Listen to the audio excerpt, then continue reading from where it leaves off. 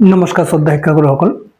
যোৱা 29 মে তাৰিখে সুপ্ৰিম কোৰ্টৰ পৰা এটা ভাৰ্ডিক্ট ওলাইছে, য'ত প্ৰত্যেকজন টিচাৰে যিমান টিচাৰ RT এক্টৰ আগত চাকৰি পাইছিলে সেই প্ৰত্যেকজন টিচাৰে টেট কোৱালিফাই কৰিব লাগিব বুলি নিৰ্দেশ জাৰি কৰিছে।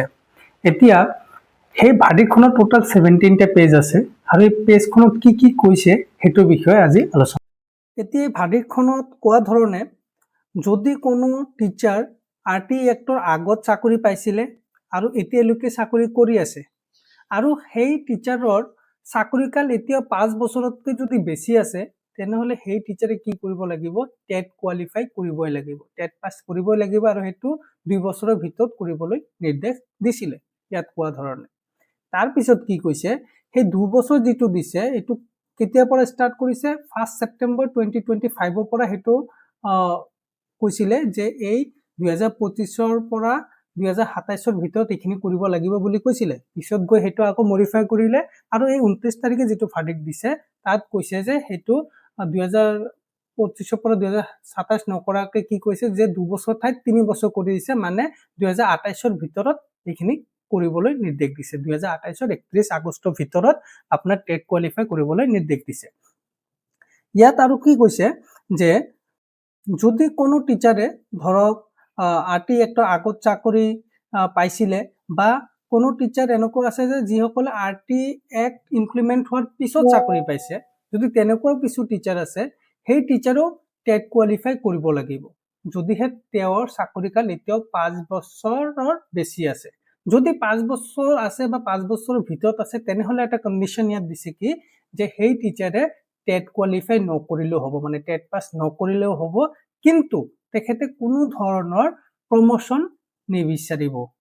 কাৰণ যদি কোনো ধৰণৰ প্ৰমোশন লাগে তেনেহলে টেট কোৱালিফাই কৰাটো বাধ্যতামূলক বুলি কৈছে। আৰু যদি কোনো টিচাৰে এই সময়ছোৱাৰ ভিতৰত টেট কোৱালিফাই কৰিব নোৱাৰে, টেট পাছ কৰিব নোৱাৰে, তেন্তে তেখেতে চাকৰি বাদ দিব লাগিব বুলি কৈছে, নহলে বিভাগৰ তৰফৰ পৰা তেখেতক বাদ দিয়া হ'ব। তেখেতৰ যি মূলধন জমা হৈছে, যি ফেচিলিটি তেখেতৰ জমা হৈছে সেই বিলাক দি পেলাই তেখেতক তাৰ পৰা চাকৰিৰ পৰা বাদ দিয়া হ'ব বুলি এই অৰ্ডাৰখনত মানে স্পষ্টকৈ মেনশ্যন কৰা আছে। ঠিক আছে। আৰু অৱশেষত লাষ্টত এটা বস্তু কৈছে, প্ৰত্যেকটো ষ্টেটকে, এইটো অকল আমাৰ অসমৰ কথা নহয়, এইটো এণ্টায়াৰ কাণ্ট্ৰিতে হৈ আছে, যিমান কেইটা ষ্টেট আছে প্ৰত্যেকটো ষ্টেটতে এইটো একে অৰ্ডাৰ জাৰি কৰিছে। আৰু অৱশেষত এটা কথা কৈছে যে প্ৰত্যেক ষ্টেটে বছৰত 2বাৰকৈ টেট কণ্ডাক্ট কৰিব লাগিব, যাতে কোনো এজন টিচাৰেও যাতে টেট পাছ কৰাৰ পৰা বঞ্চিত হৈ নাথাকে, যাতে প্ৰত্যেকে টেট পাছ কৰিব পাৰে আৰু প্ৰত্যেকৰে চাকৰিটো যাতে থাকে, তাৰ কাৰণে ষ্টেটক বছৰত 2বাৰকৈ টেট কণ্ডাক্ট কৰিবলৈ নিৰ্দেশ দিছে।